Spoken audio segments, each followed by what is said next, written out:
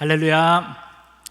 아멘. 우리 126번째 머풍금에 오신 여러분들을 환영하고 축복합니다. 우리 이 시간 찬양으로 또 말씀 듣기 앞서서 찬양으로 하나님께 나가기를 소망합니다. 우리 찬양의 가사들로 또 주님께서 주시는 그 은혜들로 이 시간 가득 채워지길 간절히 소망합니다. 이 시간 이 찬양의 가사가 우리 빈들의 마른 풀 같이라는 우리 찬송가의 찬양이지만 후렴부에 이렇게 좀 CCM처럼 이렇게 가미가 된 또 이렇게 하늘 문 여소서 주의 뜻 이루게 성령님 오소서 이 땅에 영원히라는 이 가사가 추가되었습니다. 이 가사를 또 보시면서 하늘 문 여시고 이곳에 오시옵소서, 나의 예배를 받으시옵소서, 이렇게 함께 고백하면서 나아가는 이 시간 되길 소망합니다. 함께 찬양하겠습니다.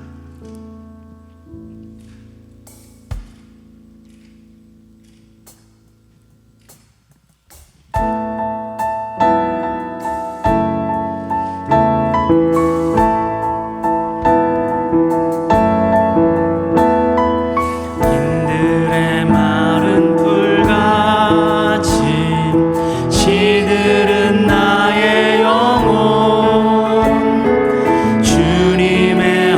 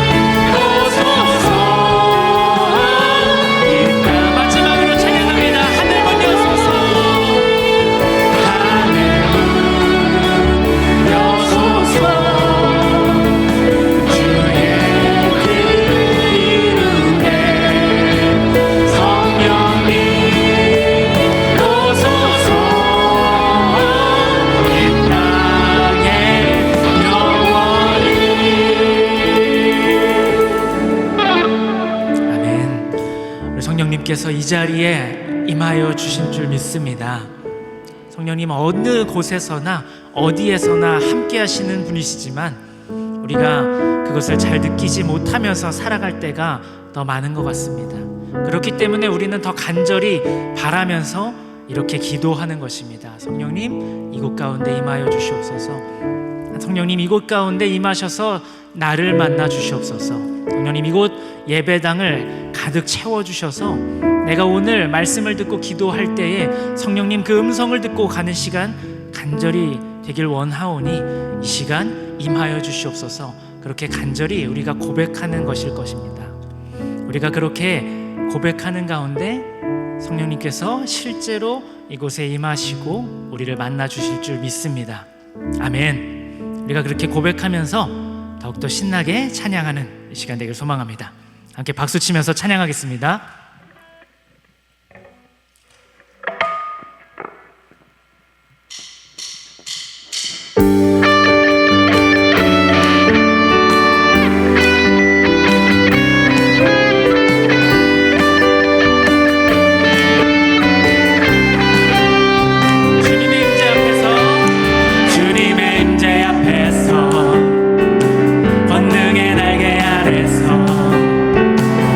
주의 능하신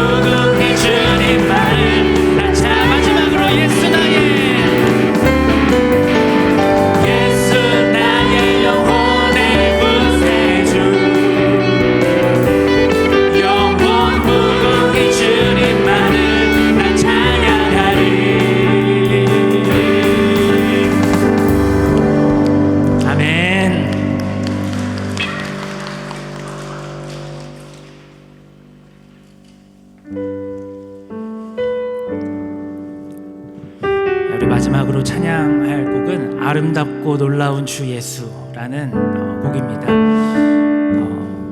이 찬양의 후렴 가사가 내가 주님 앞에 서 있다라는 그 찬양의 고백입니다. 내가 언제나 주님 앞에 서 있기를 원한다는 그 마음으로 또 살아가고 또 예배에 임하기를 간절히 소망합니다. 그 고백이 예배 때만이 아니라 예배당 바깥을 나가서는 그 순간에 6일의 그 평일을 살아가면서도 여전히 적용되고 내가 주님 앞에 서 있는 그 마음과 마음가짐과 행동으로 살아가는 우리가 되길 소망합니다. 이 시간 고백할 때에 주님, 내가 주님 앞에 서 있습니다. 내가 예배 드릴 때만이 아니라 내가 나의 삶에서도 주님 앞에 서 있습니다. 그러한 고백으로 우리 함께 이 마지막 찬양하겠습니다.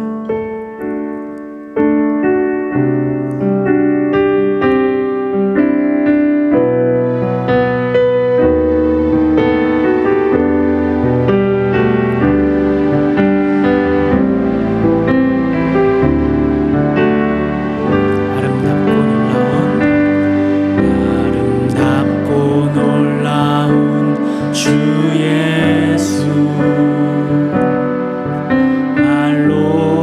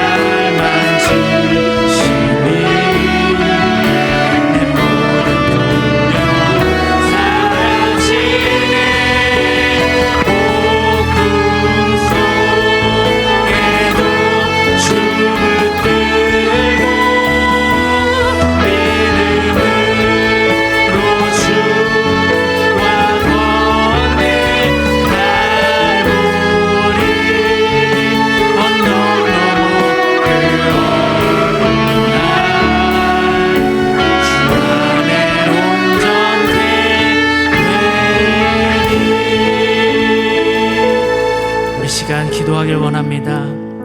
주님, 내가 주님 앞에 서 있습니다. 내가 온전히 주님 앞에 서 있길 원합니다. 한 주간의 그 모든 삶들 가운데 나의 삶이 정말 하나님 앞에 서기에 너무나도 부끄럽고 너무나도 죄송스러운 그런 모습들로 살아왔지만, 주님, 이 시간 내가 다시 섭니다. 다시 한번 결단합니다. 주님, 내가 주님 앞에 서 있다는 그 마음으로 또 실제로 그렇게 믿으면서 이 세상을 살아가게 하여 주시옵소서. 그리고 이 시간이 예배에 그렇게 임하게 하여 주시옵소서. 나를 온전하게 하시는 그 주님만을 바라면서 더 깊이 있게 주님을 만나길 소원한다고 우리 함께 조용히 기도하며 나아가겠습니다. 사랑의 주님, 감사합니다. 이 시간 우리를 불러주셔서 우리 예배 가운데 임하여 주시고 우리를 깊이, 더 깊이 만나주시기를 소원합니다. 주님, 내가 주님 앞에 서 있습니다. 주 앞에 내가 서 있습니다. 그 거룩하신 주님 앞에 내가 서 있습니다. 너희는 내가 거룩하니 너희도 거룩하라 말씀하신 그 하나님 앞에 내가 서 있습니다.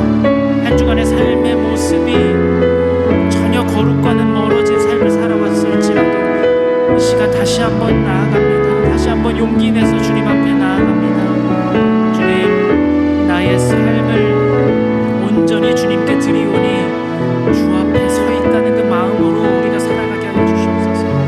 주 앞에 서 있다는 그 마음가짐으로 예배에 임하게 하여 주시옵소서. 누군가에게 보여지기 위함이 아니라, 누군가에게 자랑하기 위함이 아니라 온전히 주 앞에 서 있음을 우리가 믿음으로 고백하면서 항상 살아가게 하여 주시옵소서. 하여 주시옵소서. 사랑의 주님, 한 주간 살아보면서 우리는 거룩하신 주님의 앞에서 거룩이라는 단어가 너무나도 무겁게 느껴질 만큼 멀어진 삶을 살아왔습니다. 그러나 주님, 이 시간 찬양으로 우리 마음의 문을 열고 이 시간 임하신 성령님을 우리가 받아들이며 더 깊이 있게 말씀으로 들어가길 원하고 기도 가운데 더 깊이 있게 주님을 만나길 소원합니다. 이 머풍금 정말 이 귀한 시간에 이 자리에 나와서 또 각자의 자리에서 찬양하며 말씀 들으며 기도하오니 하나님, 우리를 만나 주시옵시고 오늘 말씀을 듣고 기도할 때에 주님의 더 깊으신 그 사랑과 은혜를 느끼고 돌아가는 이 시간 되게 하여 주시옵소서. 주님 앞에 서 있다는 그 마음가짐으로 예배에 임하고 삶에 임하는 우리들 되게 하여 주시옵소서. 사랑이신 예수님의 이름으로 기도드립니다. 아멘. 제가 말씀 봉독하겠습니다. 오늘 우리에게 주실 하나님의 말씀은 창세기 40장 1절부터 8절까지 말씀입니다.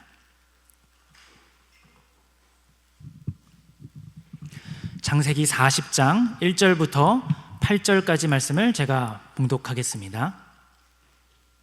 그 후에 애굽 왕의 술 맡은 자와 떡 굽는 자가 그들의 주인 애굽 왕에게 범죄한지라. 바로가 그 두 관원장 곧 술 맡은 관원장과 떡 굽는 관원장에게 노하여 그들을 친위대장의 집 안에 있는 옥에 가두니 곧 요셉이 갇힌 곳이라. 친위대장이 요셉에게 그들을 수종들게 하매 요셉이 그들을 섬겼더라. 그들이 갇힌 지 여러 날이라. 옥에 갇힌 애굽 왕의 술 맡은 자와 떡 굽는 자 두 사람이 하룻밤에 꿈을 꾸니 각기 그 내용이 다르더라. 아침에 요셉이 들어가 보니 그들에게 근심의 빛이 있는지라. 요셉이 그 주인의 집에 자기와 함께 갇힌 바로의 신하들에게 묻되 어찌하여 오늘 당신들의 얼굴에 근심의 빛이 있나이까? 그들이 그에게 이르되 우리가 꿈을 꾸었으나 이를 해석할 자가 없도다. 요셉이 그들에게 이르되 해석은 하나님께 있지 아니하나이까?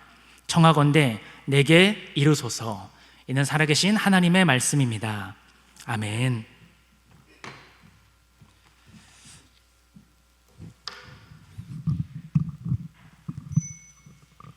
할렐루야. 반갑습니다. 오늘 126번째 높은 거 하나님 허락해 주셔서 오늘 우리가 이 자리에 모였습니다.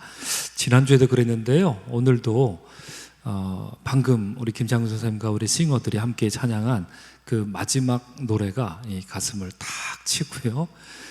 또 특별히 제가 아주 좋아하는 곡이라서 미국에 있을 때도 이제 많이 불렀던 그런 곡입니다. 그리고 이 찬양을 부를 때마다 더없이 경건한 마음이 들고 또 죄스러운 마음도 들고 하나님 앞에 내가 서 있다라고 하는 것이 어떤 것인지 잘 모르지만 애써 이렇게 생각해보고 상상해보았던 그 경험이 있거든요. 이 찬양 아름답고 놀라우신 주 예수, 그 후렴구 첫음이 어떻게 되죠? 주님 앞에 내가 서 있네. 네, 반주를 주님 우리 같이 부르겠습니다. 사운드 완벽하진 않더라도 목소리로 이렇게 하나님께 주님 앞에 내가 서 있습니다 이렇게 고백하면 좋겠습니다. 주님 앞에 내가 서 있네. 주 앞에 내가 서 있네. 주는 거룩하신 하나님 그 앞에 서 있네. 주님 앞에 내가 서 있네. 주 앞에 내가 서 있네. 주는 거룩하신 하나님 그 앞에 서 한 번만 더 부르겠습니다. 주님 앞에 주님 앞에 내가 서 있네. 주 앞에 내가 서 있네. 주는 거룩하신 하나님 그 앞에 서 있네.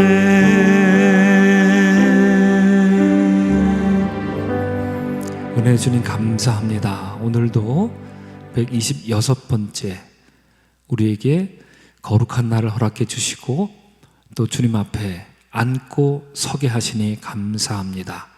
우리 삶 속에 주님을 모시고 산다 하면서도 그렇지 못했던 적이 참으로 많아서 주님 앞에 서 있음을 상상할 때마다 부끄럽고 연약한 우리들의 영혼인 것을 주께 고백합니다. 그러나 그럼에도 불구하고 언제나 주님 우리 가운데 함께 하시며 우리 영혼에 임재하시고 두세 사람이 모인 곳에 함께 하신다 약속하신 그 말씀처럼 오늘 이 밤에 우리 모임 가운데 함께 하시는 주님이심을 이 시간 믿음으로 고백합니다. 주여, 우리와 함께 하신 주님을 우리로 늘 언제나 인식하게 하시고 그 주님 붙쫓아 사는데 부족함이 없도록 우리 삶 가운데 성령으로 동행하여 주시옵소서.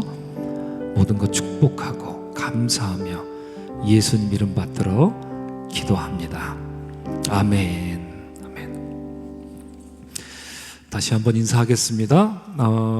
아침에 우리 화평 충성 속회 인도를 했는데 할렐루야 했더니 우리 교회에서 아멘 목소리가 제일 큰 모임이었던 것 같아요. 아침에 11시 모임 못지않게 여러분들 한번 하나님께 응답하면 좋겠습니다. 할렐루야. 아유, 그렇습니다. 그래도 좀 못 미치는 것 같아요. 반갑습니다. 오늘 여러분들과 나눌 말씀 제목은 관원장들의 시대를 위한 해법, 간구하는 자들의 시대, 이렇게 한번 정해보았습니다. 제목이 좀 거창합니다. 그렇죠? 그러나 제가 말씀드리고 싶은 것은 하나님께 간구하는 자들, 이 시대에 그런 사람들에게 미래가 있다. 뭔가를 단언하고 뭔가를 속단하고 뭔가를 예단하는 사람들의 시대가 아니라 잘 모르겠으니 주님 가르쳐 주십시오. 우리 주님 앞에 무릎 꿇는 자들, 그런 사람들이 세상을 변화시킬 주역이 될 수 있다. 저는 그렇게 확신합니다. 오늘 말씀에 비추어서 여러분들과 그런 말씀을 나누고자 합니다. 여러분, 우리 김창훈 전사님 읽어주신 성경 본문, 지난주 우리가 주일날 나눴던 본문인데 어떤 내용이었습니까? 우리가 다 내용 잘 아시죠? 요셉이 누명을 쓰고 감옥에 갇힙니다. 그 뒤에 이제 감옥에 갇혀 지냈는데 고참이 된 거죠. 그런데 신참 둘이 쫄래쫄래 이렇게 감옥에 들어온 거예요. 그런데 알고 봤더니 이 사람들 신분이 장난이 아니었습니다. 신분이 지금으로 치자면 장관급 되는 그런 사람들이었습니다. 하나는 왕의 술 맡은 관원장, 또 다른 한 사람은 왕의 떡 굽는 관원장. 그냥 평범한 사람들이 아닙니다. 왕에게 제일 가까운 신임을 얻었던 사람들이었고요.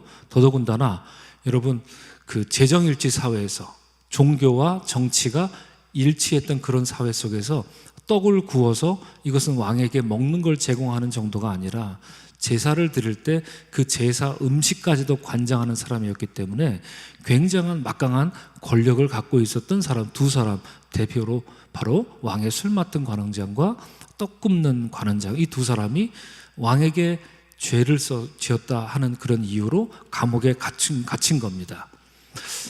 그러니까 이 고참 요셉이 신참 둘을 이제 딱 맞이한 거죠. 어떤 놈들이 왔나 봤더니 이제 거물급들이 온 것 아니겠습니까? 근데 보디발이 이제 요셉에게 특별히 특명을 내리죠.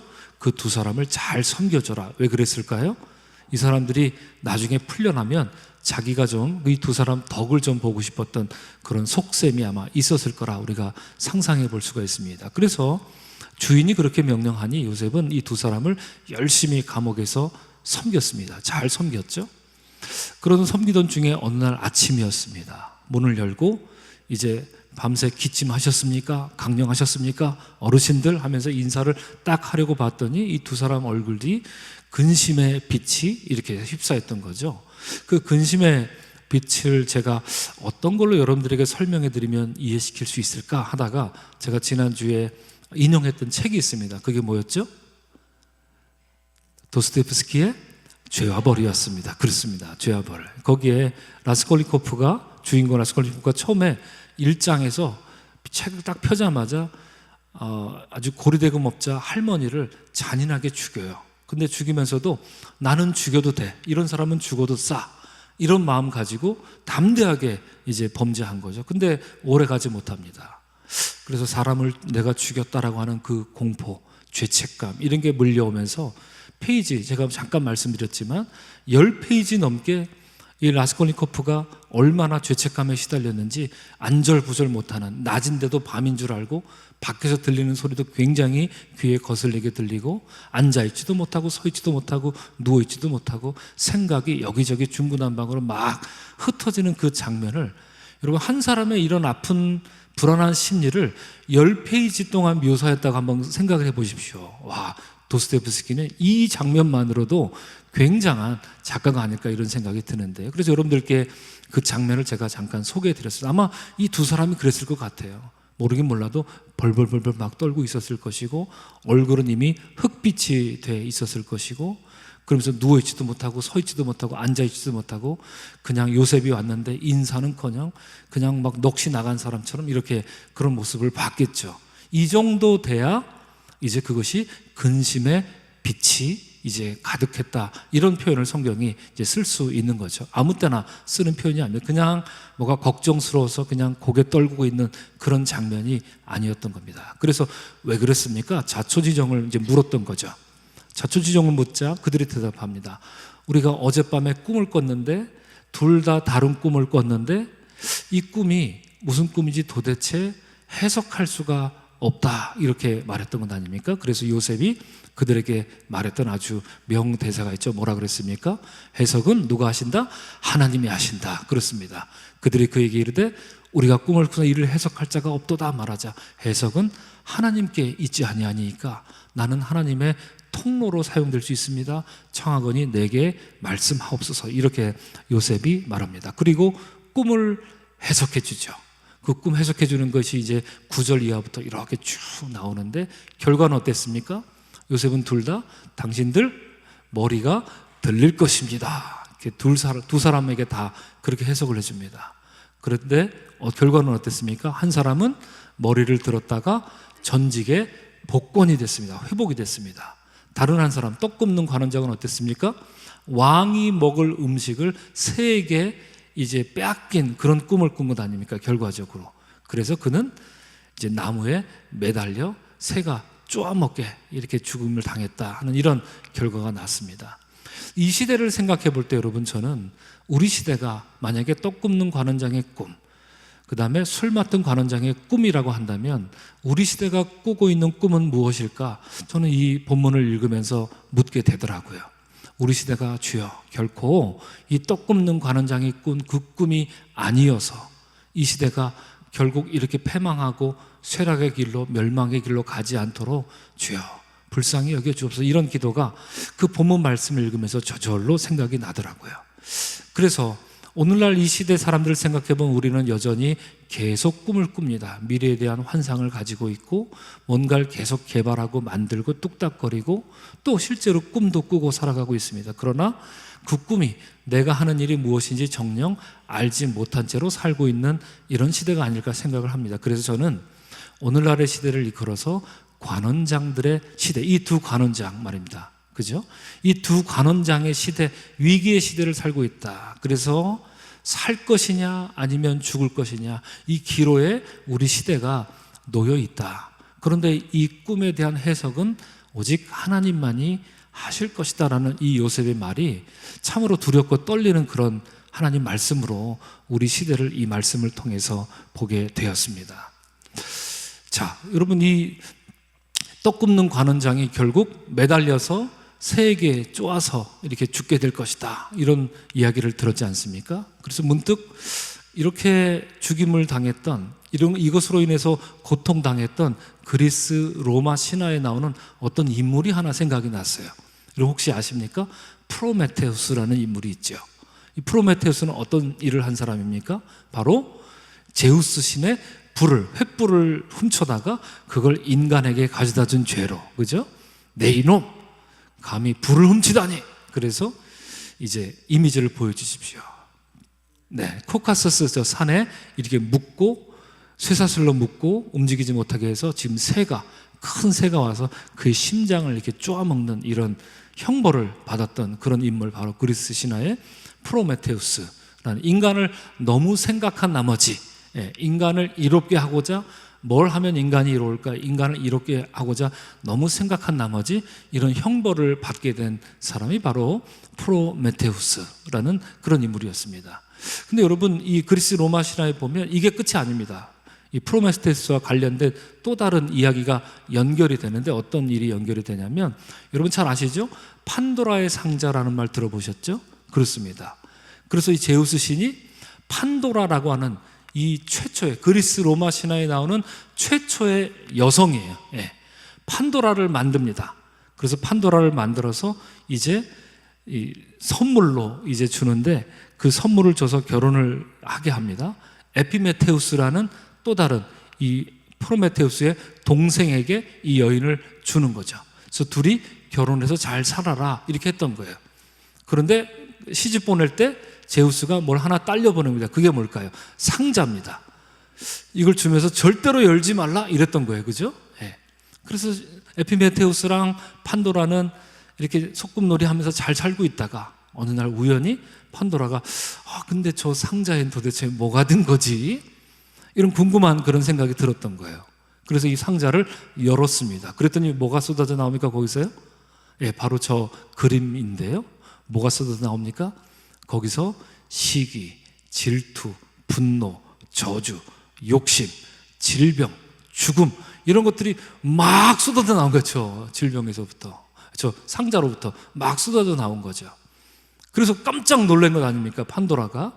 그래서 판도라가 또 어떻게 했습니까? 저 뚜껑을 닫았어요. 네, 닫았습니다. 그랬더니 그 안에서 누가 저도 좀 나가게 해주세요. 그래서 막 문을 막 두드렸다는 얘기죠. 그게 뭐였죠?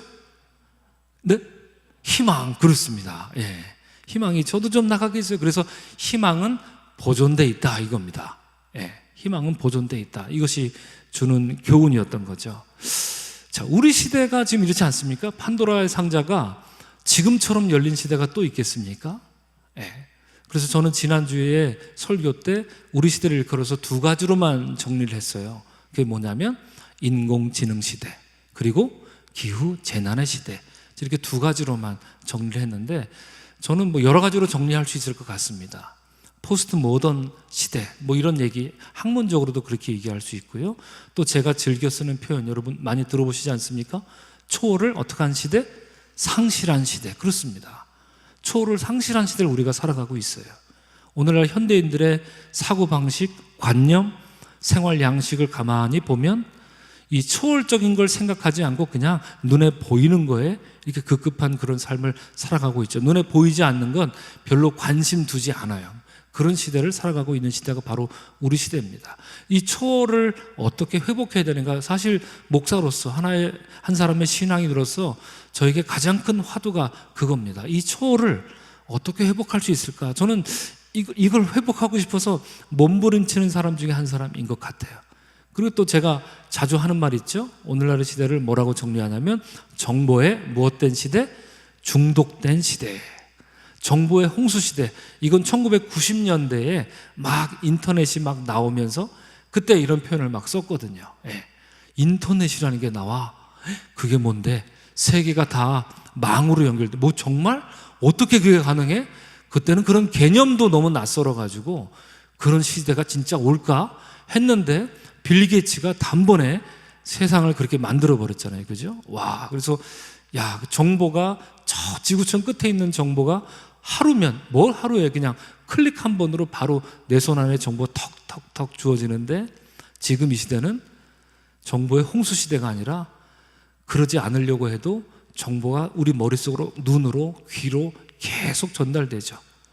저는 주범이 바로 유튜브라고 보는 사람 중에 한 사람입니다만 정보에 중독된 시대를 살아가고 있습니다. 지난주 그래서 월요일 날 우리 마포지방 목사님들과 대만에 갔을 때 첫째 날 제가 이 주제를 가지고 이런 시대 때 우리가 어떤 설교를 해야 될까요? 라는 그런 제목을 가지고 이제 마포지방 35명 이제 목사님들과 함께 이걸 가지고 제가 발제를 하고 이제 토론을 이제 했던 그런 월요일 날 그런 시간을 가졌었거든요. 그렇습니다. 우리는 지금 이런 시대를 살아가고 있어요. 바로 이 판도라가 활짝 열린 시대이기도 하고 이 관원장들의 시대를 우리가 살아가고 있는 게 아닌가 싶습니다.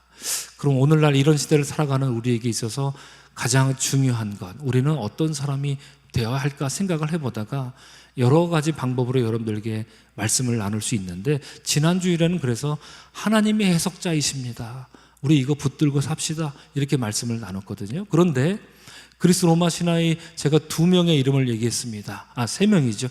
남자 이름 2명을 얘기했습니다. 첫 번째 프로메테우스, 두 번째 뭐였죠? 에피메테우스라는 두 번째 사람이었습니다. 프로메테우스의 뜻은 이겁니다. 좀 복잡한 뜻이 있지만 정리하면 이런 뜻이에요. 프로메테우스는 행동하기 전에 생각하는 사람이란 뜻이에요. 네. 에피메테우스는 어떤 뜻일까요? 그 반대예요. 네. 생각하기 전에 행동하는 사람이에요. 네. 이 두 뜻을 가지고 있어요. 그리스 신화가 말하는 것은 생각과 행동이 조화로운 사람이겠구나, 이런 생각을 하게 됐어요. 네. 제 해석이 좀 그럴싸해 보이지 않습니까? 고개를 끄덕끄덕 해주십시오. 네. 그래서 생각과 행동이 조화로운 사람은 어떤 사람일까? 또 이걸 놓고 아까 말씀을 준비하면서 또 기도하게 됐습니다. 그때 제 아침에 새벽 기도 끝나고 저에게 하나님 주신 마음은, 생각과 행동이 조화로운 사람은 다른 사람이 아니다. 뭐 머리 좋은 사람 아니죠. 민첩한 사람 아니죠. 쇼맨십 좋은 사람 아니죠. 그런 사람 아닙니다.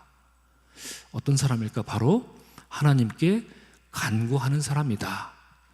모든 일에 있어서 하나님께 간구하고, 모든 일에 있어서 하나님께 묻고, 거기에 맞게 조심스럽게 발을 한 걸음씩 내디딜 수 있는 바로 간구하는 사람. 오늘 이 시대가 우리에게 요구하는 것이 이것이 아닐까 하는 생각을 하게 됩니다. 여러분, 우리가 살아가는 시대를 바라보면 얼마나 황무한 그런 시대를 살아가고 있습니까? 우리가 세상 살기 편해졌다 이렇게 생각할 수는 있지만 언제나 끝은 절망에 가깝고 끝은 쇠락에 가깝습니다. 그래서 지난번에도 말씀 나눴지만 2050년도면 지구가 인간이 살기 적합하지 못한 행성이 될 것이다 라고 말하는 사람들도 있을 정도로, 그렇죠?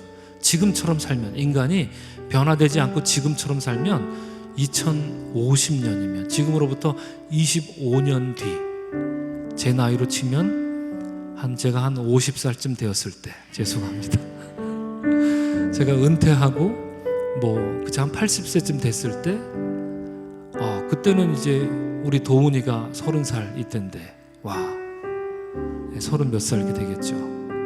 우리 이제 첫째 아이가 이제 중년이 되고 이럴 때인데, 상상해 보십시오. 25년 뒤에 지구가 인간이 살기에 적합하지 않은 행성, 와, 그런 행성이 된다면 얼마나 끔찍한. 우리 지금 이런 시대를 살아가고 있다고 여러분. 아직 우리가 잘 모르지만, 하나님께 간구하십시오. 이 시대를 위해서 여러분 기도하십시오. 여러분 자신의 신앙을 위해서도 기도하지만 이 시대를 위해서 그렇게 번잡하게 말고요, 조용히 기도하십시오. 생각과 행동이 바로 거기서부터 나오리라 생각합니다. 오늘 이 시대를 바라보면서 주님, 우리가 이를 위해서 간구하는 사람이 되기를 소망합니다. 우리 부흥 이 찬양 함께 부를 텐데요, 가사 중에 이런 가사가 있습니다. 다마 여러분 잘 아시는 노래인데, 이 가사에 저는 무너졌습니다. 뭐냐면 이 노래 다 아시죠? 이 땅의 황무함을 보소서, 이 찬양이잖아요. 근데 중간에 이런 가사가 있었어요. 우리의 우상들을 태우실. 이게 우상이 어디 있다는 얘기입니까? 내 안에 있다는 얘기입니다, 여러분. 우상을 바깥에서 찾지 마십시오. 내 안에 있습니다. 우리 안에. 우상을 바깥에서 찾는 버릇 고쳐야 됩니다. 우리 안에 있습니다. 우리 안에. 여러분, 우리에게 성령께서 임하셔서 우리 안에 있는 우상부터 태우시기를 간구하는 마음으로, 이 시대를 위해서 간구하는 마음으로 우리 찬양 함께 나누도록 하겠습니다.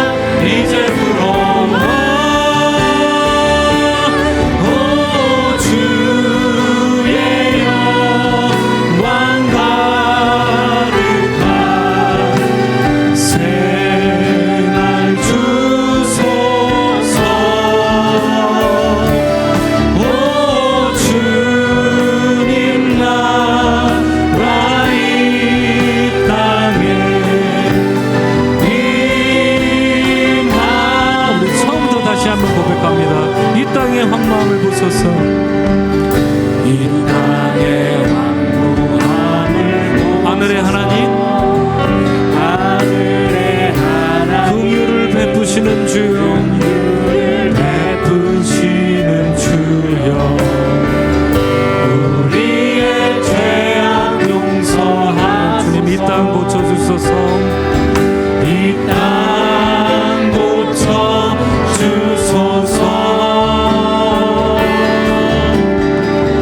이제 우리 모두 하나 되어 이 땅에 무너진 기초를 다시 쌓을 때 우리의 우상들을 우리의 우상들을 태우시 성령의 물이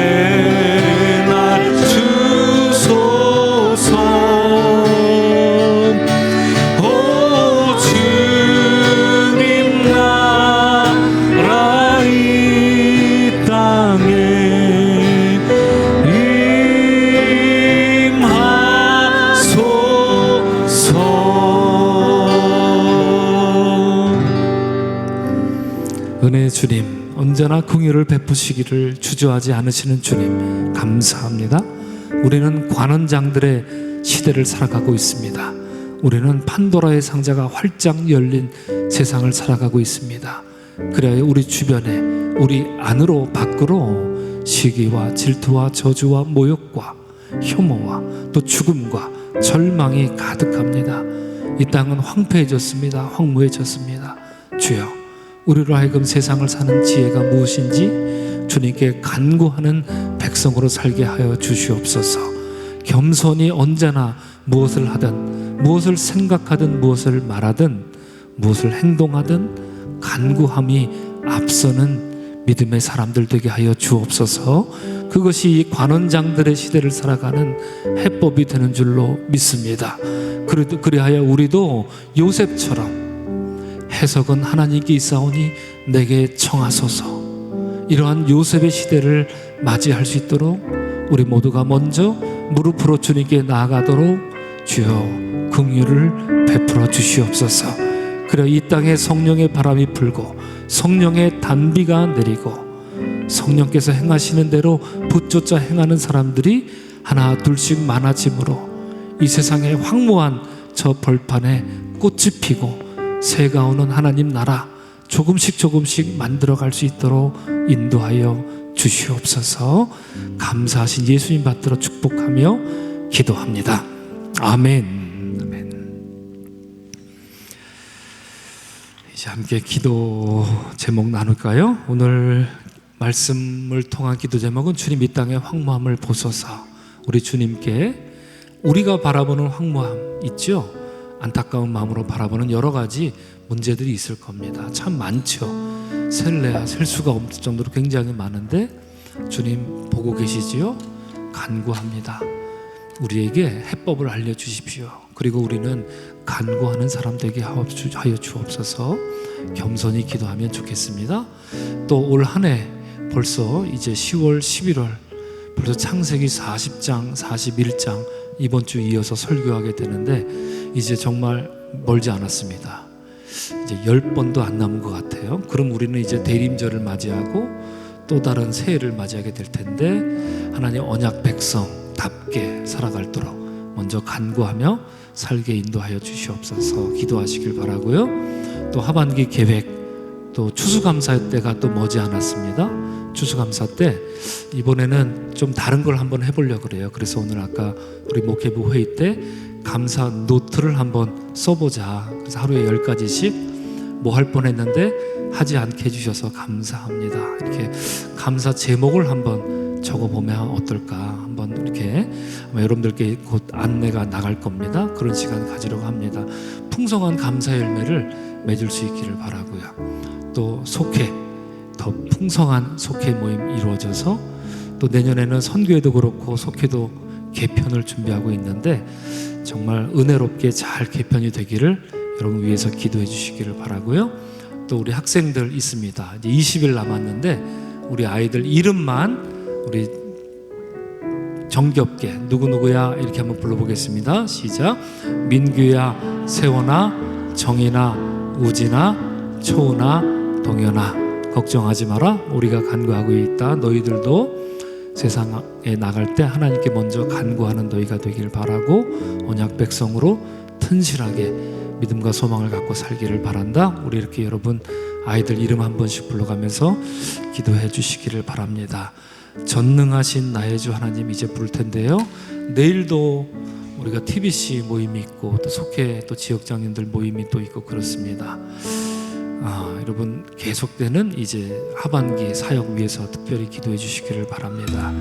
믿음 가지고 소망으로 깊은 곳에 그물을 던지라 하신 주님 말씀에 복종하여 믿음으로 주님 원하시는 뜻을 살아가는 여러분 되기를 바랍니다. 함께 찬양하겠습니다.